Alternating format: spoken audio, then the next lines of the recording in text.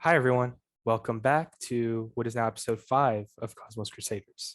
So usually before every episode, we usually give a little bit of an update about something that's going on in either mine or Simi's life. But this episode, we honestly don't have much to tell you guys because Simi just had COVID and I just had my ACL surgery. So this all happened over the span of the past couple of weeks. So if we both look tired during the episode, it is not because we thought Evan was boring or something like that. Evan was amazing and he was really awesome to have on. Uh, we've just been very tired recently, but we're both recovering and things are looking better now. So we're really happy that we were still able to get the episode out with you guys, out for you guys. And the guest for this week's episode, as I mentioned earlier, is Evan Núñez. Evan is an incoming fourth year PhD candidate at Caltech now. So I know Evan because he was my TA for a Galaxies class that I took during my senior year at Caltech. He was an amazing TA, really helpful during the class. And the only interaction that I've had with him outside of that TA environment was at AAS this year, where we talked for 30 minutes just after one of the talks that we went to. And Evans was really amazing, even just from the short interaction that I had with him. He's a really cool guy, and I could already tell that he has a lot of really cool ideas and is really passionate about both astronomy and also helping make this field a better space for people who deserve the chances in the field that currently that the field doesn't provide for them. So yeah, so we're really happy to have Evan on for this episode, and we hope that you guys enjoy it. Simi, what were your thoughts? Evan was so great. Oh, thanks for that great intro. Evan was so great. We had such a good time interviewing him, and I think we both learned a lot from Evan. He's the first person that we've had on the show that actually went to community college. And so I think that was really insightful for Gokul and I. We learned a lot about the actual workings of community college and how beneficial it is in so many different ways. I think that one thing that Evan said that stood out was that actually 40% of people who are obtaining their degrees interacted with community college in some way. And I never realized how big the number actually was because it's still such a stigmatized pathway of obtaining your degree. And it shouldn't be because of many different reasons that Evan talks about in the video, but mainly because of the smaller class size and the increased quality of interactions between professors and students. Because at a bigger public institution, you can have up to 1,000 kids in your class, but at community college, they're roughly 50, 60 people or less. So you can build good networking relationships with your professors and really get to know them better, which provides for a lot of better opportunities in the latter half of your undergrad career. So obviously it's a great thing to consider if you're planning to apply soon to college. But yeah, he talks about so much stuff that we never would have even had to have thought of before. So I think it was a really great interview and we're excited for all of you to see it. Definitely. So I guess we'll just get right into it. So thank you guys for tuning in, and I hope you guys enjoy. Thank you. We're extremely happy to have Evan Núñez on for our fifth episode. Short introduction. Evan is a PhD candidate in the astrophysics department at Caltech. He got an Associates of Science for Transfers degree from El Camino College in LA. And then he ended up getting a Bachelor's of Science in Physics from Cal Poly Pomona. And he already has his master's in astrophysics from Caltech, which is why he is now a PhD candidate. So welcome to the show, Evan. Really happy to have you here. Nice. Thank you very much for the invite. Very happy to be here. It's gonna be nice. Good to see you again also. Yeah, good to see you, bro. Okay, well, we're just gonna jump right into it by talking about your research. So, just so you know, I have no astrophysics background whatsoever. Could you try to explain to me what you're currently working on? I know that broadly you studied the evolution of galaxies, but if you could give me some more details, I'd appreciate it. Yeah, absolutely. Yeah, so within galaxies, first off, galaxies are very complicated systems, and if we wanted to try and understand all the microphysics that actually occur inside galaxies, we run out of computation time very, very, very quickly.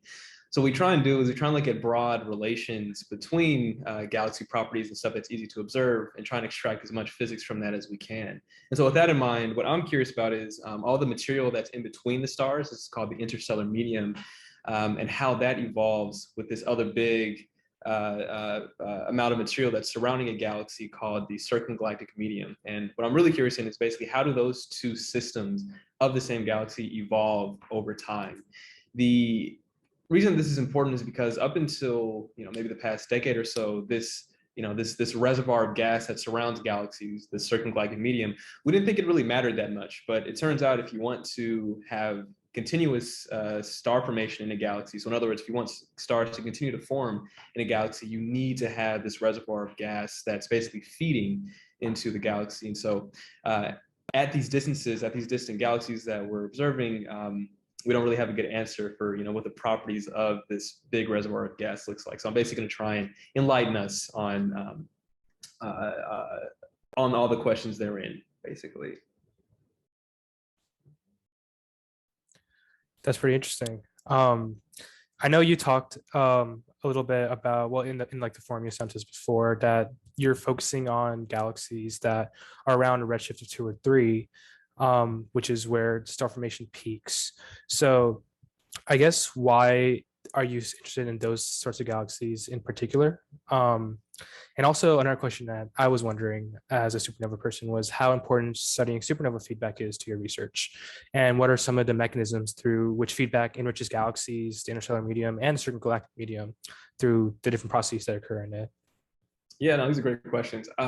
I will start off with the latter question first, which is supernovae are very, very important to my research. So in particular, what we're looking at is all of these. So there exists in the CGM of these galaxies both metals and hydrogen. Hydrogen, as we know, the most abundant element in the universe, and it existed at the beginning of the universe. But for metals to be formed, and by metals in this context, I mean these are astrophysical metals, so it's not actually named correctly. But these are any elements that are more massive than helium. All the chemists would be very upset with me, but it wasn't me. I swear this was made before me.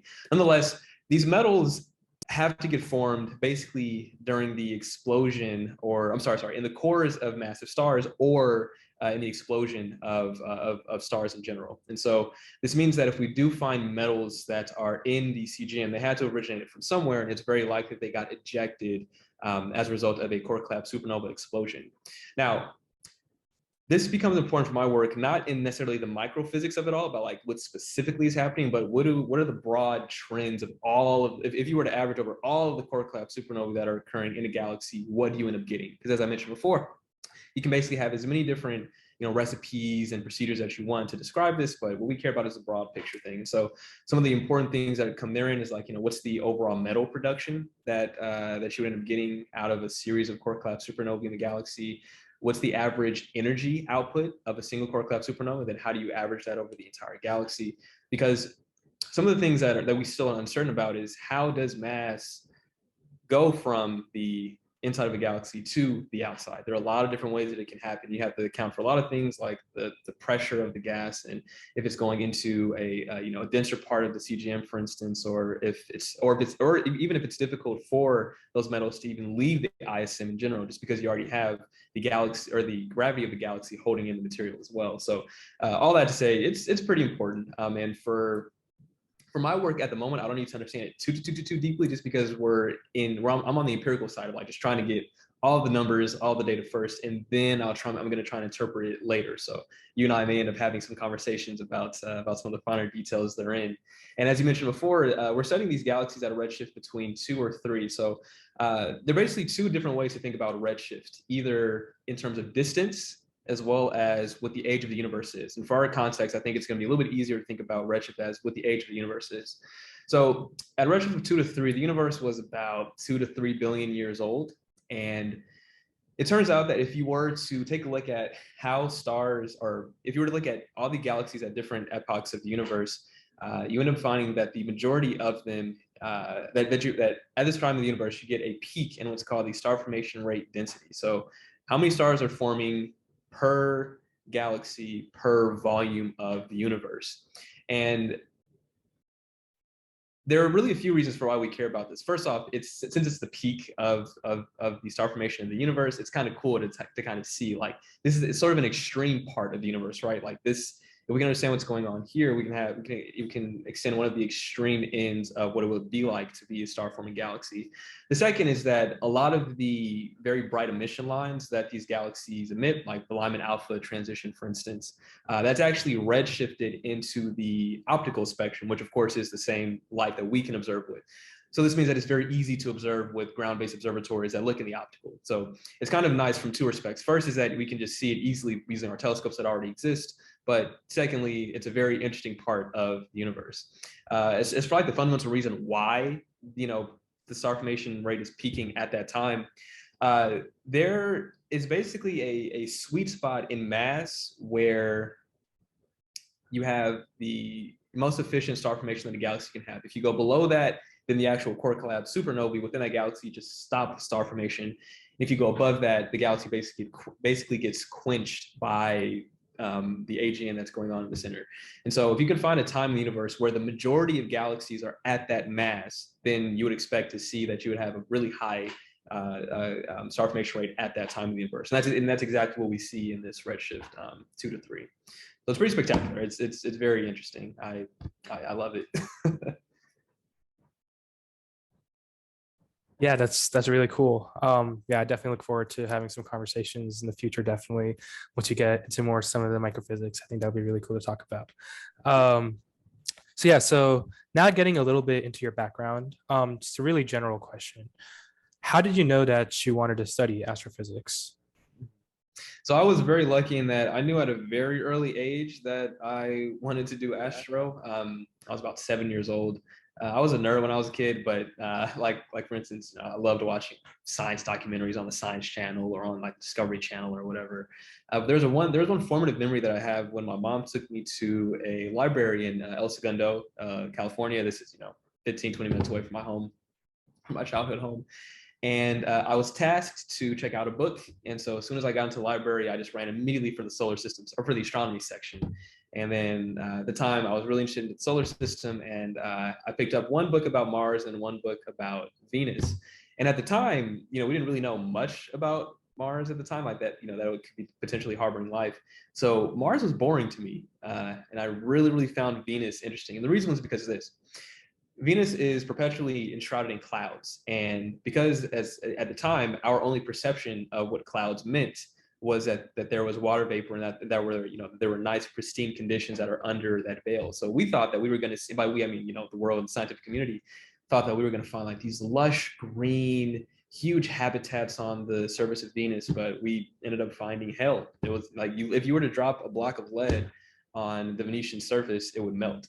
So in terms of flipping our perception of what we thought we knew, like Venus was the perfect example of that.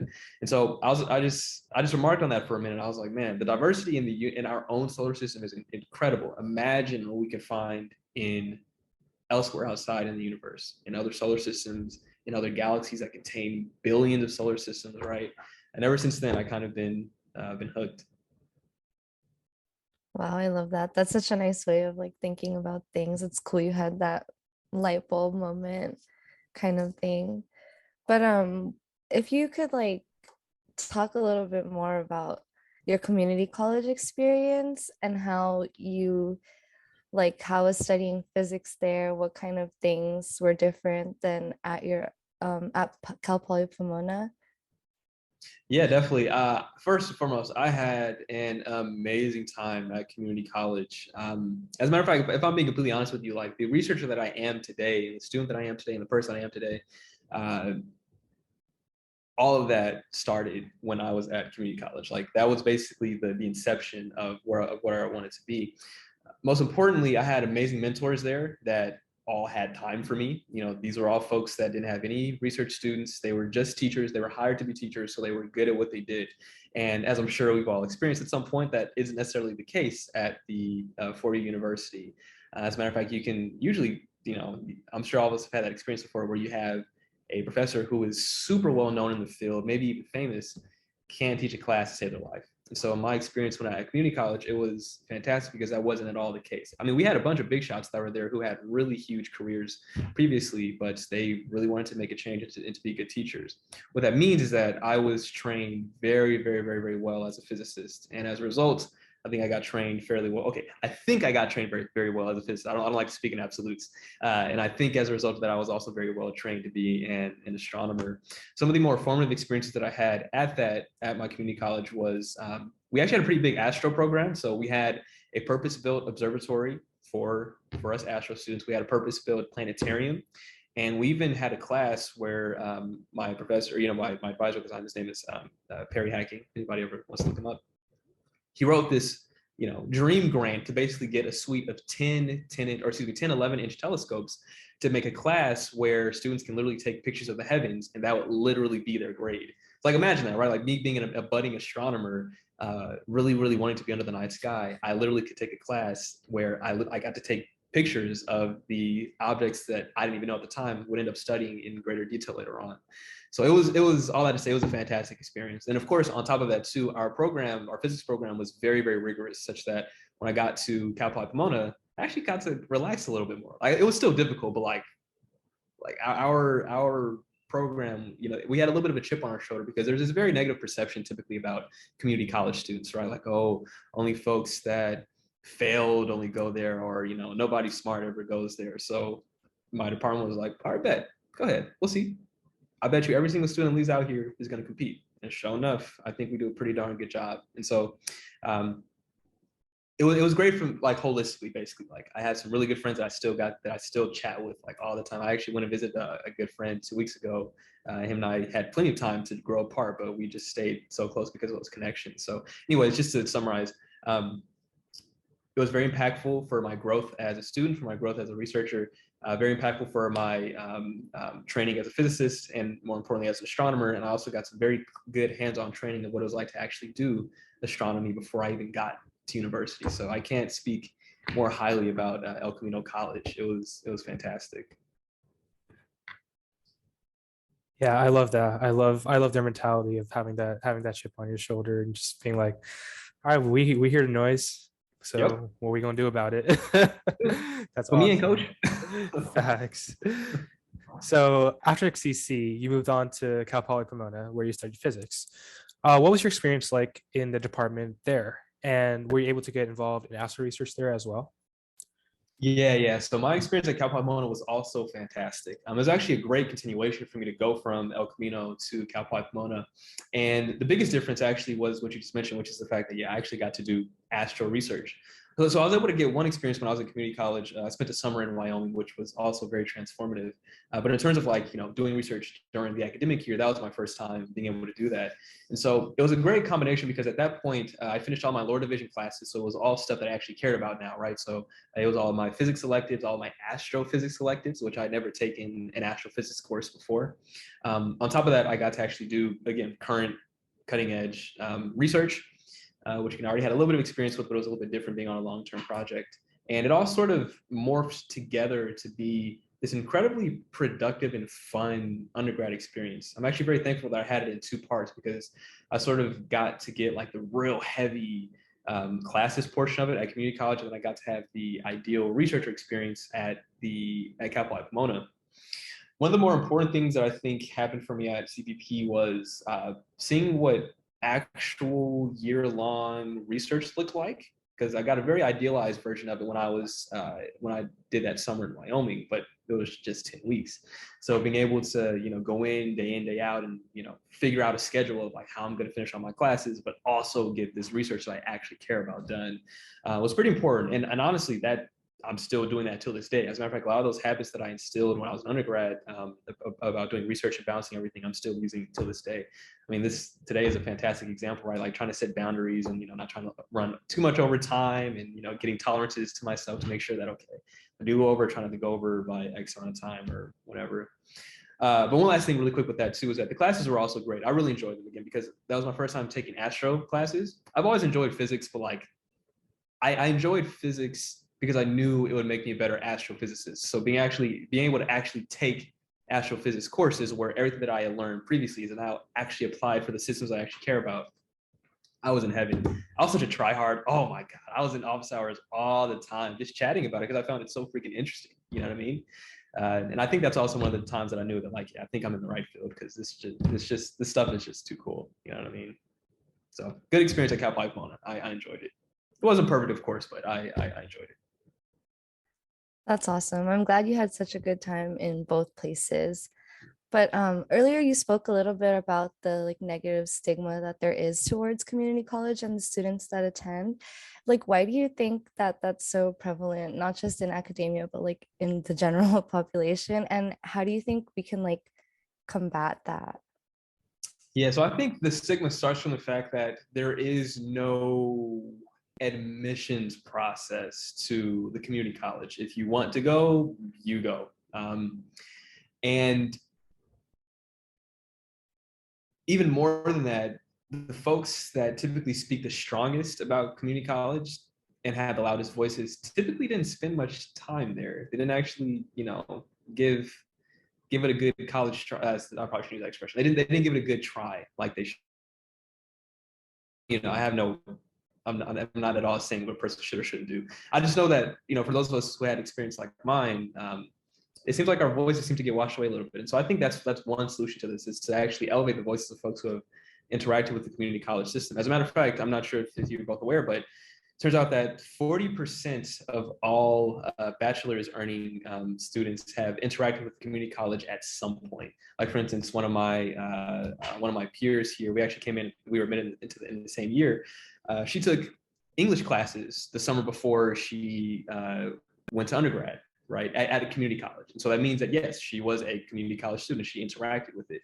And what that did for her was basically freed up an entire semester so she could do more research, right? I think that's a pretty fantastic outcome for her to have gone to community college for, a summer and to now have an extra semester free.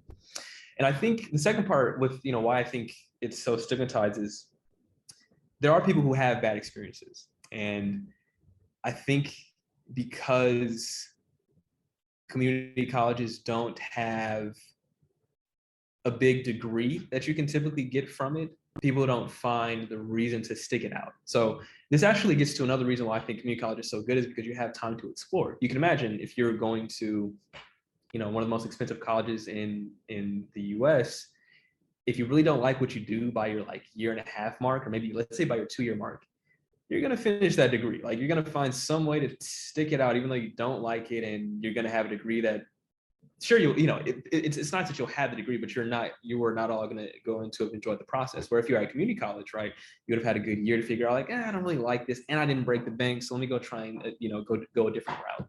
Kind of, again, I think for the students that are a little unsure of what they want to do, I think it's a fantastic place to be at.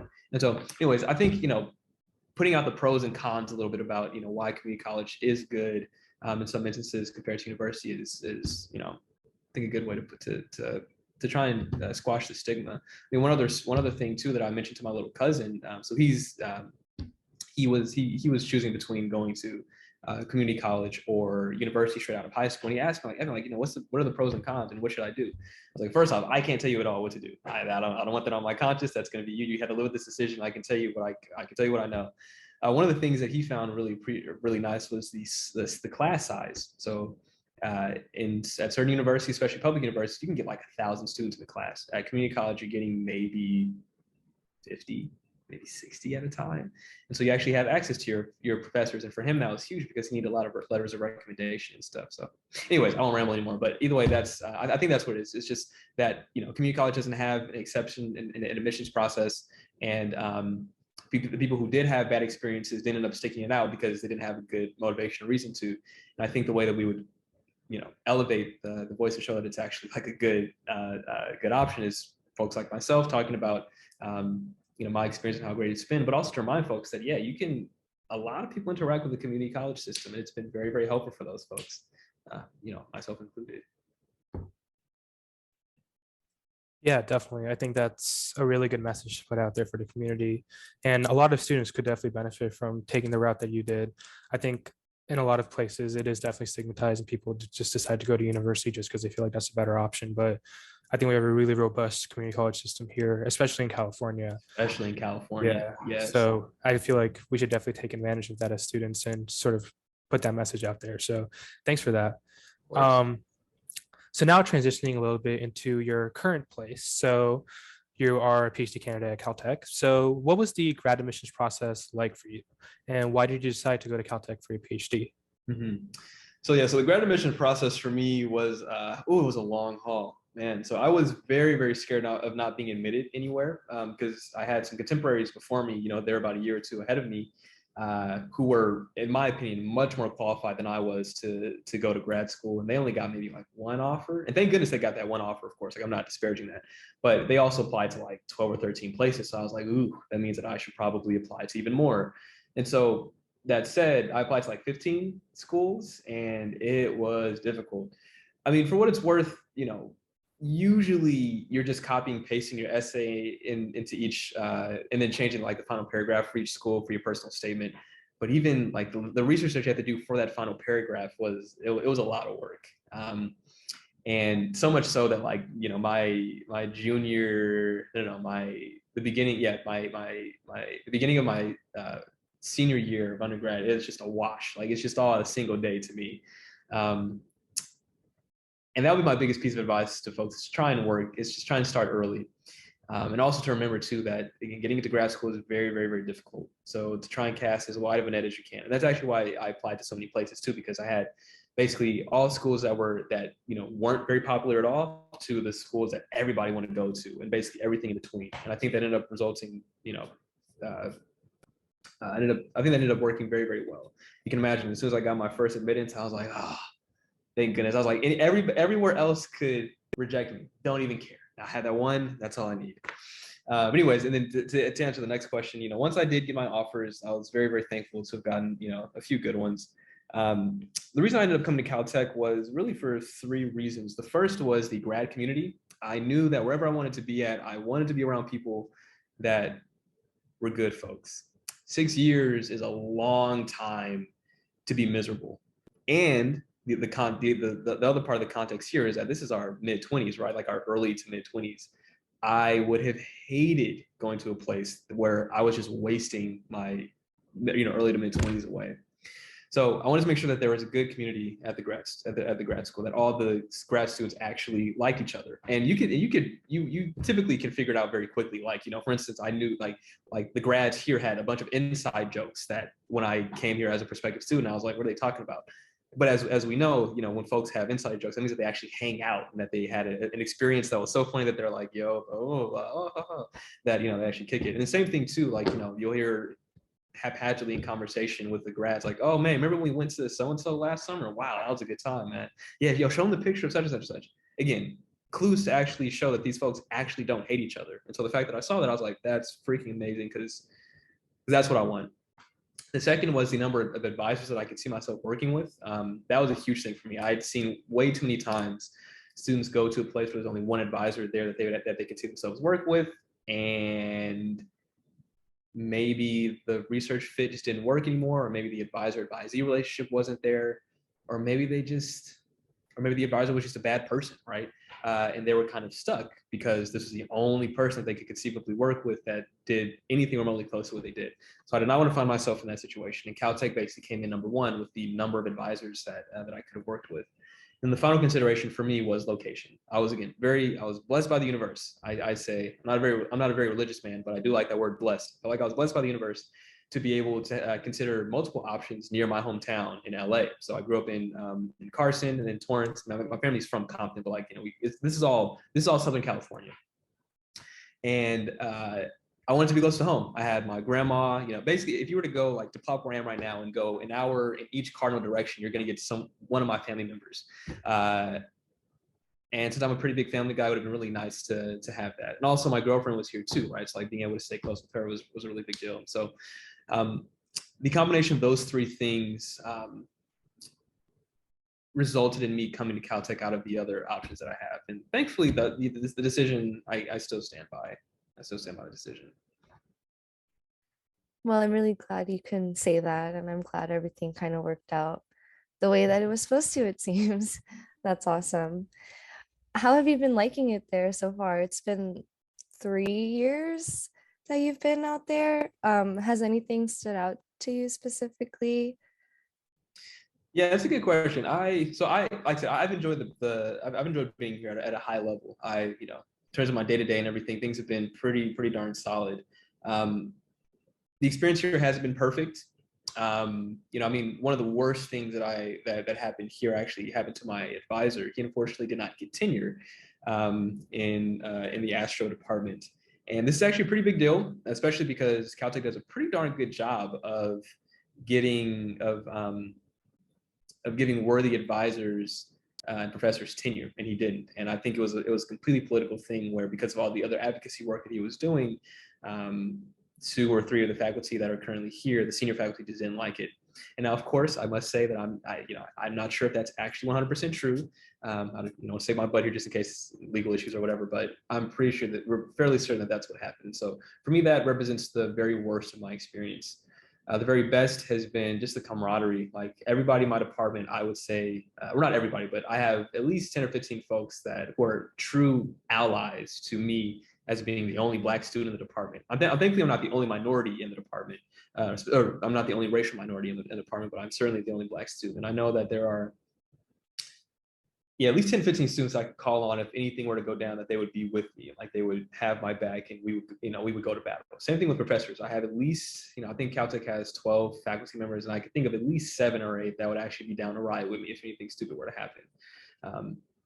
And the fact that nothing has happened already goes to show that, things are much better than they were before. I mean, as a matter of fact, when I wasn't even considering coming to Caltech because of its reputation, I think Caltech's reputation precedes itself as being a very bad, negative, harmful, bad place to be.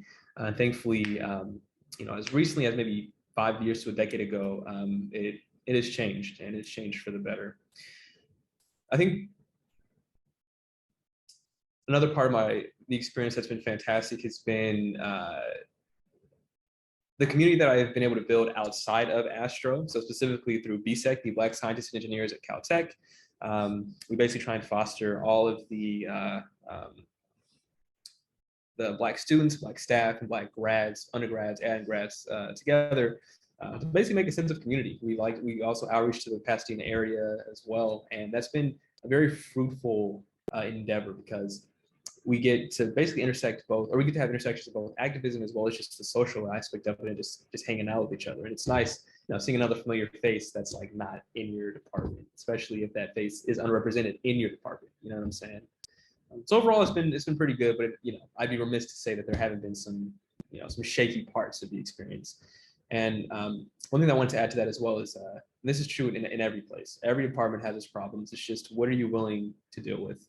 And it's a personal thing. And for me, all the issues that I knew of coming in here, I was like, yeah, I can deal with that. And thank goodness I was right. It's fine. Wow, I didn't know you were the only Black student in the department. That's pretty wild, because the department's pretty big. Yeah, and I was really sorry to hear about Evan not getting tenure. He was an amazing professor. He taught my first Astro class when I was an undergrad there. So he was a big reason for why I'm sort of still in this place. So Evan, if you're watching this, I appreciate you. I hope you're doing good. Love you, for real. Yeah, he's at Notre Dame now, right? Yes, he's at Notre Dame, fully tenured, everything. That department actually cared to keep him on, and yeah, he's doing good. I'm actually gonna visit him next week, so that'll be, nice. I'm sorry, not next week, next month. So it'll be done. It'll be cool. Nice. Yeah, tell him I say hi. Definitely.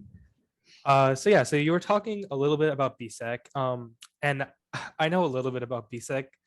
No, probably not from the best perspective, because I was undergrad there, and there are so little Black undergraduates at Caltech, like it's almost comical. And a couple of my friends were Black, and they would tell me that BSEC would ask them to come to events, and they just felt sort of just like sad when they went, because there was just so little undergraduates that were Black, and they just sort of felt almost lonely in that environment.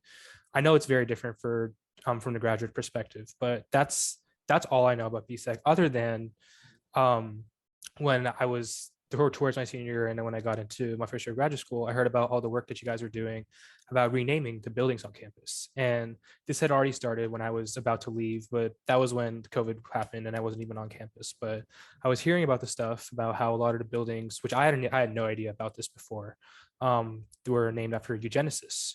like Milliken Library, and I think it's a couple others, Chandler Cafe. Yeah, Chandler Cafe and things like that. So yeah, and you guys were actually able to change the names of many of those buildings, which is amazing. So I know we talked about it a little bit at AAS, but I thought that sharing sort of how you did that and the steps that you guys took to do that with the community would be impactful, since it was a really huge step in the right direction for Caltech that took a lot of effort on your guys' parts for sure, just looking at it from the outside. So I just wanted to highlight this and give you a space to sort of talk about how that whole process was. Yeah, absolutely. So first and foremost, all praise goes to the other two BSEC cabinet members. There's actually four of us, but I'm going to highlight these two. Their names are Jean Badru and Daniel Mukasa. What they did was we basically tried to leverage the uproar and the protests surrounding the George Floyd murder. I'm being very pointed with that term. It was a murder. Because at that point, there was a lot of, really good lip service and a lot of really good, we care. And for what it's worth, a lot of folks really were keyed in tune to, the Black struggle and the Black plight. And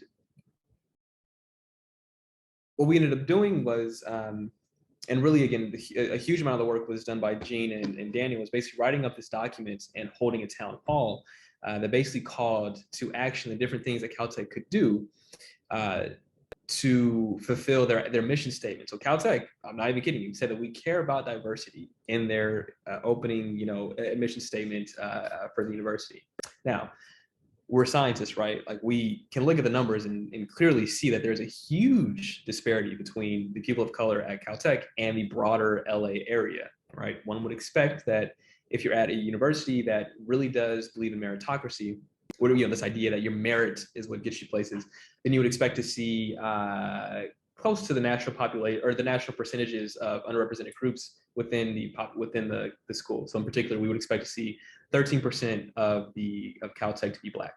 We saw less than 1%. As a matter of fact, when I was admitted in 2019 to Caltech, it was 4 of us total. Excuse me, 5 of us total out of all the graduates that were admitted. We can let that sink in for a second. There are 5 of us who were admitted as Black grads out of total in total for that year. So what we did was we brought that to the folks' attention and was like, hey, you're full of it. You're full of it. Do you actually believe what you're saying? And if you do, then you can take a look at these different steps to outline things that are important that need to be changed to actually show that you care. And one of those that was picked up, and this was the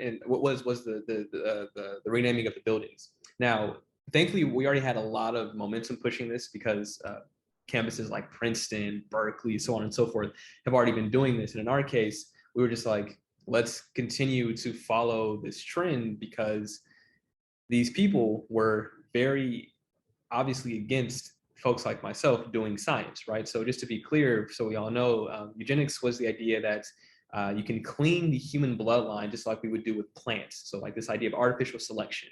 And this is great, right? If you can do this for diseases. But the question was, but this was what they were trying to do this for people, right? And the question is, well, who deserves to live on? And in their case, it was typically white Anglo-Saxon people who owned property. And if you were poor or a person of color or mentally ill, for instance, then you were seen as, what's the word? Undesirable? Not undesirable.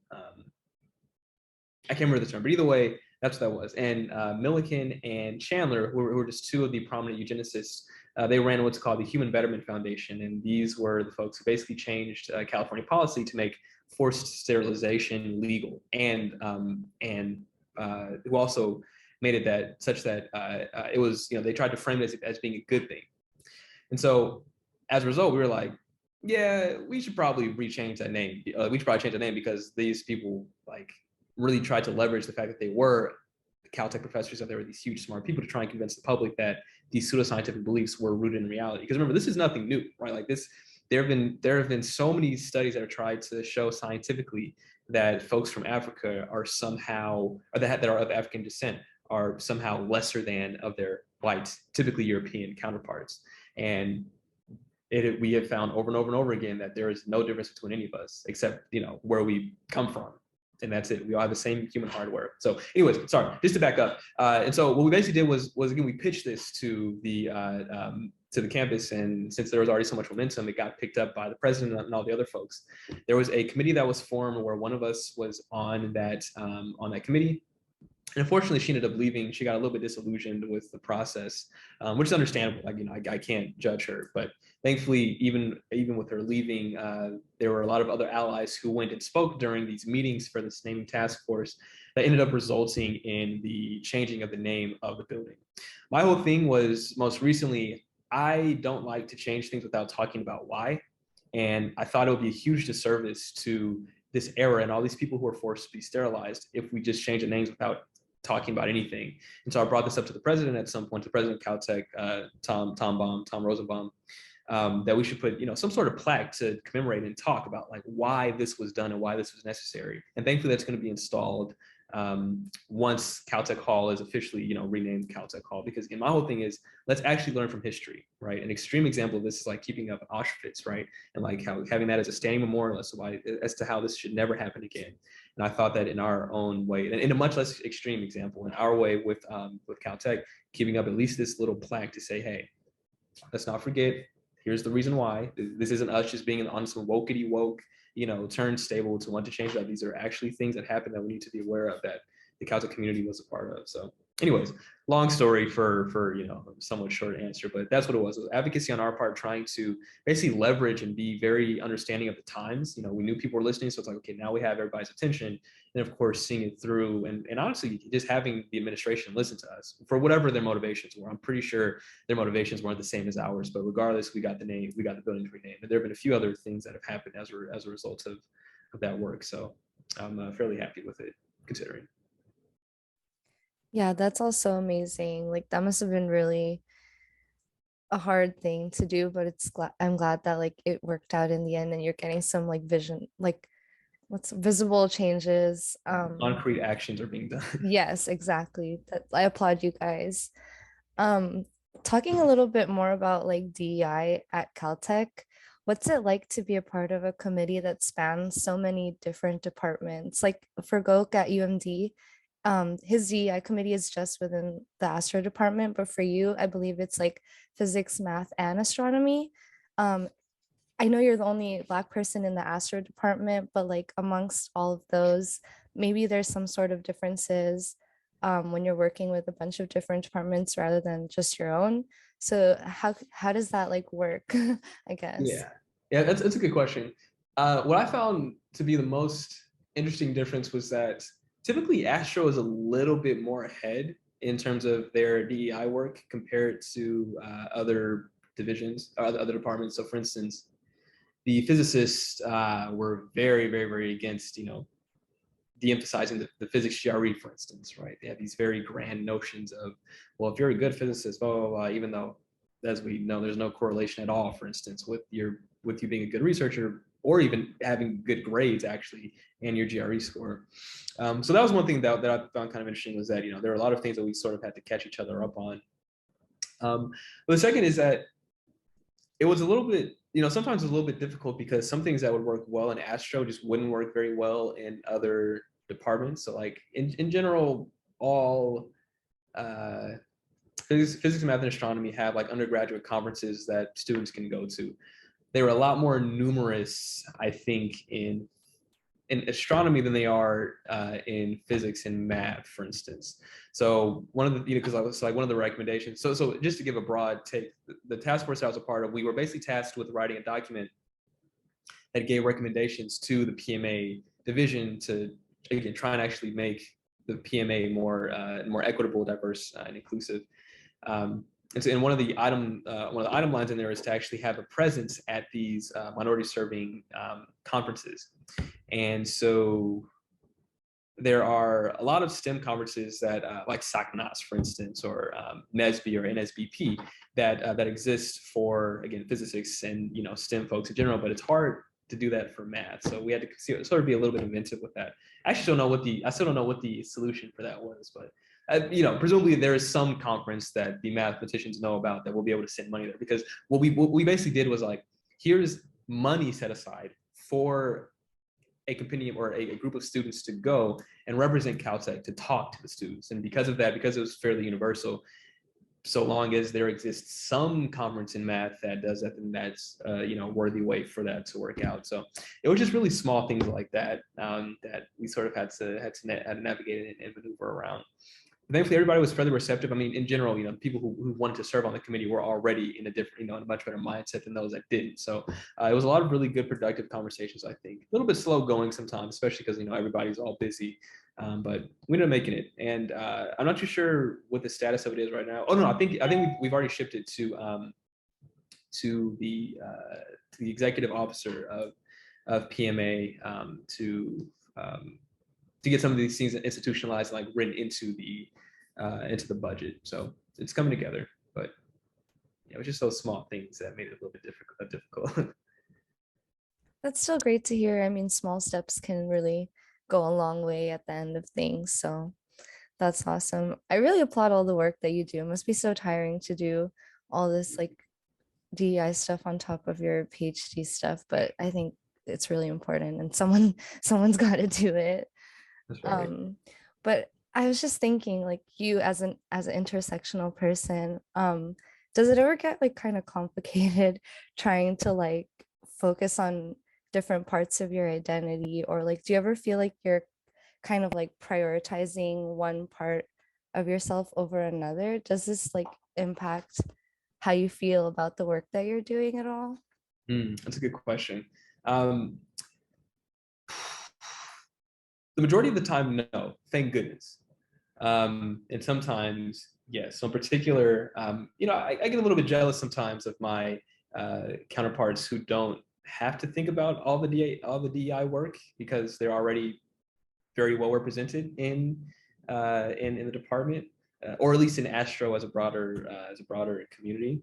Because it would be nice sometimes if I could just not think about it, because with a lot of this stuff, with a lot of this work, you have to set pretty strong boundaries. So for instance, I don't do any DEI work unless it's a scheduled meeting or unless it's after my work hours. And so as you can already imagine that I kind of run into some issues sometimes because of how much extra work could be accompanied to the different tasks that are going on. Most of the time it's fun stuff, but like setting up a beach day, like we're going on a beach day in BSEC on Sunday, right? Like that's fine, that's all dope. But other things are a little bit more, on the nose and kind of heavy that you just don't want to necessarily think about all the time. It's only really those instances that I'm like, it would be kind of nice, like to not have this extra burden that was unfairly placed on my shoulders, and not just me, of course. But I mean, like other folks who are also doing this the same work from minoritized groups. What I'm very thankful though, and I have this very distinct memory, is that I didn't lose my identity in any part of the process. I remember specifically, I got a cool little internship at JPL in 2015. Wow, I'm dating myself now. That's insane. Old man. It's a blessing though. I'm very, very thankful. As my grandmother said, growing old is a privilege denied by many. Or sorry. Growing old is a privilege denied to many. So let that stick in. Anyways, I remember this was the year that Kendrick Lamar's To Pimp a Butterfly was released. And as I mentioned before, I was interning at JPL. I was living in Torrance. That for those that don't know, the geographics is about an hour-long drive or whatever from Torrance to JPL. And I was just bumping, right? Like just bumping as loud as I could. Even when I pulled up to like the security officer in the beginning, I was bumping that shit. I turned it down, of course. I was like, hello, how you doing? Oh, hey, how are you? And I was like, yeah, I'm here for an internship. Here's my ID or whatever. Or yeah, this is my first day, keep pointing where to go. Like, yeah, absolutely. Come on in, whatever, blah, blah, blah. And I left, turned that shit right back up. And I felt so dope to me because like, I remember, the prestige and like how highly I looked up to JPL, and I was like, but I never really saw people like me, right? Like thankfully I got to see like Neil deGrasse Tyson growing up and stuff like that. But in terms of like who are actually like sitting in those seats in the control room of JPL, I'm sure it was a guy with the mohawk. He was super cool. But like again, black student, Afro with the beard, nothing like that. So it felt so dope to like roll up and be like, I didn't lose any part of that while going to this first internship. And thankfully, it was very well received. And even throughout the other parts of academia, like I've been pretty solid. I mean, one thing to keep in mind too, though, is that I'm pretty well accustomed to navigating predominantly white spaces and also predominantly non-black spaces. So, some could say that I speak like it, although I'll be honest with you, like I've always spoken like this. I keep it real when I need to, but my mom taught me like to speak concisely and properly. So like from that respect, I don't really understand it. And I'm very thankful I didn't have to sacrifice that. But anyways, I'm sorry, I'm rambling again. Long story short, sometimes I do, but the majority of the time I don't. I had this I'm very thankful that like the true like deep parts of who I truly am have never even gotten close to being changed. Like first didn't like me for the way I spoke in my music. F them, whatever. Don't mean nothing to me. I have way too much going for me right now to be concerned with small things such as that. And as you can probably tell, I'm not a rude person at all. It's just there are just certain things that are worth tolerating and some things that aren't. So you can keep me away with that energy. Like I'm straight. I need none of that. You know what I mean? Keeping it real. Yeah, that's keeping it a buck for real. I love hearing that. I'm just imagining because I also entered at JPL one summer.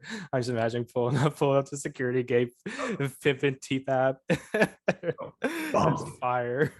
I think the track that was played on too was Hood Politics. So it was like that song is fire. Wow, Yeah. like, it was in there. Oh man. Wow, what a time. That was all really interesting for me to hear, especially about the things that you guys are doing on the graduate level, because as undergrads, a lot of this was happening while I was still there, which is like crazy for me to think about because I guess a lot of the undergrads just aren't very tuned in, because you guys have a lot to do. Have a lot of work. Yeah, that's true. Yeah, we do have a bunch of work, and yeah, so I guess now I wish that I could have told my friends about all the great stuff that you guys are doing, because I don't know, I guess maybe you guys reaching the undergraduate community could really actually benefit the undergraduate community. I don't know how you guys can do that because it's so hard to be an undergrad at Caltech. But yeah, so just like with conversations that I've had with my friends, like I guess I wish that they were more in tune with BSEC, and I think it would have really helped them during your time there. So you guys are doing amazing stuff. Really quick. So we're trying to get a undergrad BSEC leadership instituted so that because a lot of the issues that we found out now is that a lot of the meeting times that we had for BSEC conflict like with the Monday pizza lunches, for instance, or like with the pizza lunches or whatever. And then the inverse of that is that, but we as grads don't like to really meet after like 5 or 6 p.m. So what we're trying to do is set up events that accommodate both of our timing schedules, basically, because I think if the Black students specifically the Black undergrads could be able to talk with folks who are at the next level, or at the very least who have gone through what they've experienced, then that could already be a really good support system for them to lean on. And so we were actively working on that, and we're very, very, very well aware that this has been an issue that we're trying to figure out for a while. And yeah, we're working on it. Definitely keep bringing this up though. Keep us accountable, because since our lives are so separate, it can be easy for this to kind of slip on the wayside. But one of the things that we've been doing, for instance, is like opening up all of our activities, which has always been the case. We've always kept our activities open, but we're now trying to point them specifically to the undergrads, like this beach day that I mentioned on Sunday. Like we're actively reaching out, like, hey, come through, and like continue to send reminders, yo, slide, come through, slide, show up, let's link up, whatever. Because I think that's also the hard part too, is like, since y'all have so much going on and what have you, kind of gets buried in the by the wayside and stuff. So we're trying. And then of course, if you have any other suggestions too, to ways for us to reach the undergrads a little bit better, we are all ears. We would love that. Yeah, definitely. I mean, I'll probably just give you like the contact info for some of my friends, and you should talk to them, and they can tell you about their experiences and how they think that it could have been better for them. So that'll be really, really helpful for the community, I think.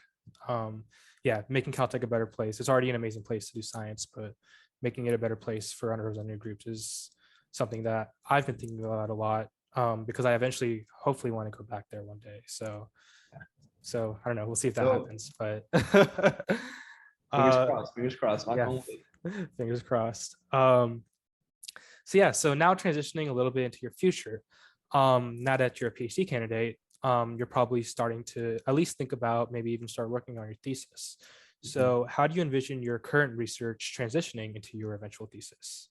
Yeah, so funny enough, actually, the current research that I mentioned before, that basically is my thesis. So one thing that I forgot to mention is that the way that I'm doing this work, again, it just as a quick reminder, we're trying to understand how galaxies evolve by understanding their innards, the innards of the galaxy, as well as the material that's directly outside of it.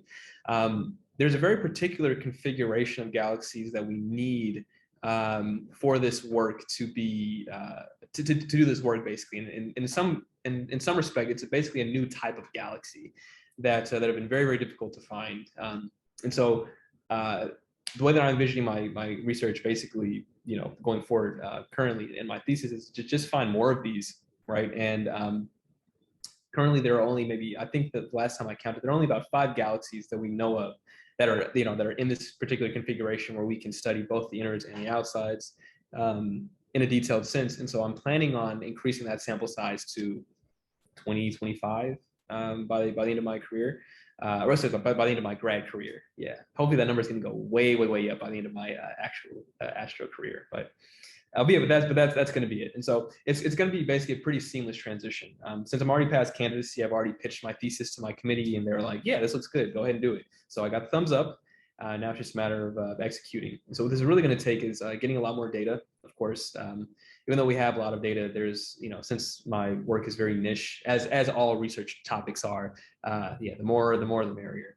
And then, hopefully be able to get maybe 2 or 3 papers out by the time I graduate.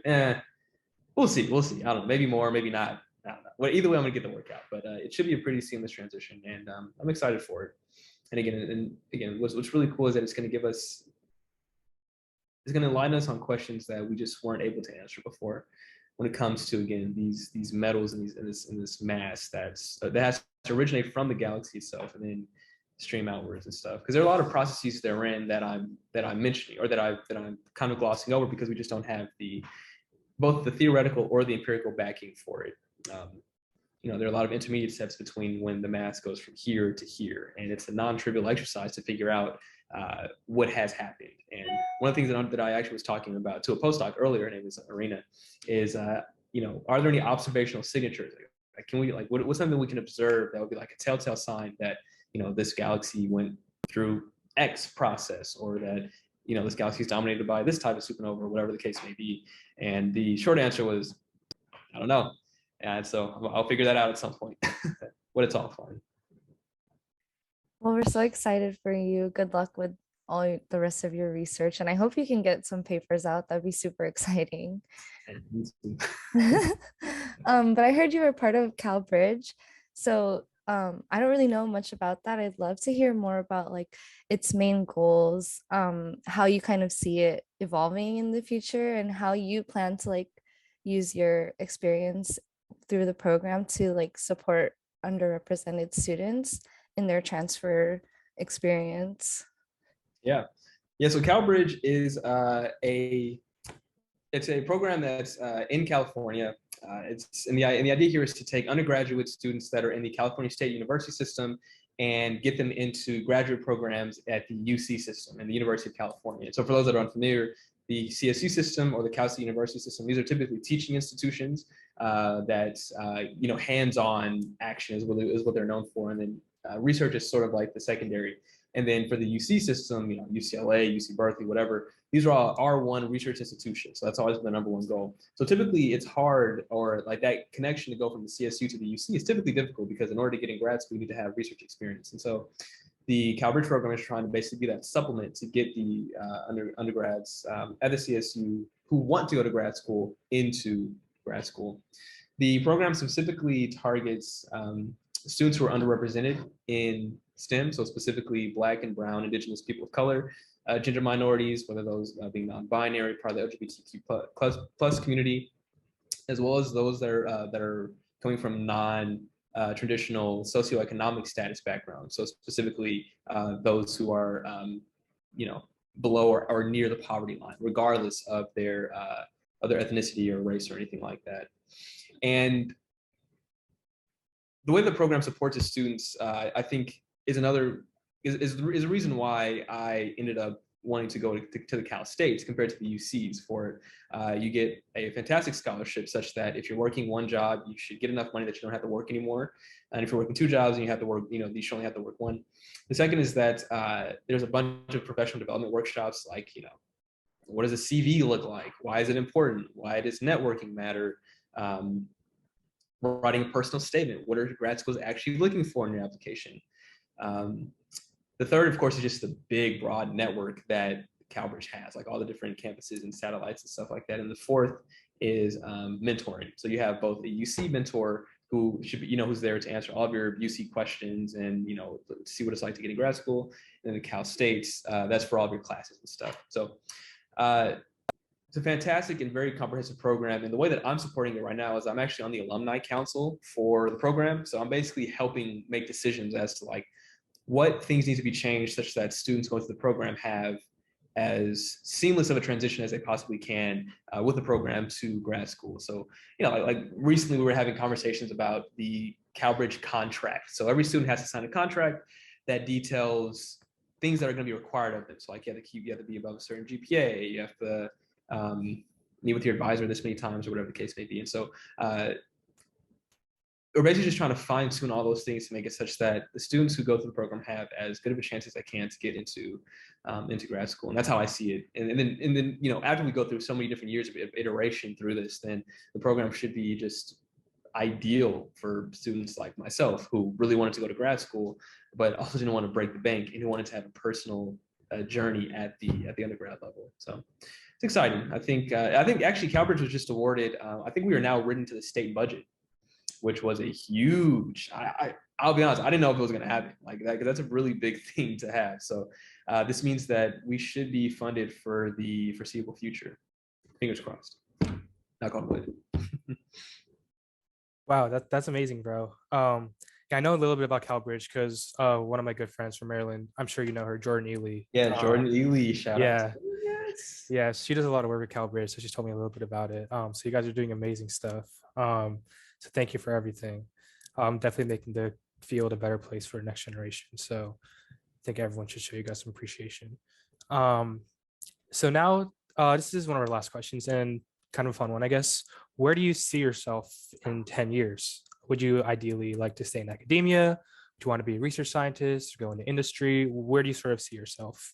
Yeah, I see myself as a astrophysics professor probably at the California State University system. I would love to teach at a place like Cal Poly Pomona, specifically because I want to be able to focus on the undergrads and actually like take care, and the reason for that is because I would not be sitting here if it wasn't for the amazing mentors that I had. I mean, things that I didn't even think to consider. They were like, yeah, we should probably go worry about this. I was like, no, I didn't even know that existed. Opportunities that I didn't even know existed. Like, hey, you should apply to the scholarship. It's $1,000, $2,000 or whatever. Sure, I'll take it.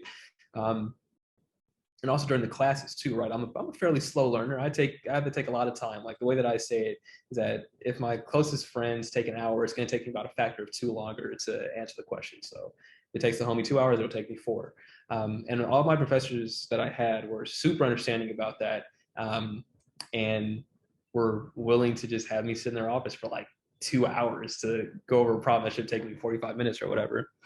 And so I said that to say that as a result of that, I really want to be able to be able to be that pillar for my students that I had when I was coming up. And so being at the CSU for me would be ideal compared to the UC, because for the UCs, you'd have grad students and postdocs as well as undergrads. And although that would be fun, I would prefer to stick to the undergrads. It's kind of like an ideal situation in the sense that I'll still be able to do research and still be able to do research with students, but my teaching will actually matter. As a matter of fact, I mean, I'm not sure if you know this, but at some R1 institutions, if you teach too well, or if you spend too much time on your teaching, like it's frowned upon. As a matter of fact, I think that's what happened with Evan, because I'm sure Goku, you can corroborate this. Evan was a fantastic teacher. And as a reminder, this is my advisor who didn't get tenure. He's a fantastic teacher, amazing, but didn't get it. So I don't want that to happen.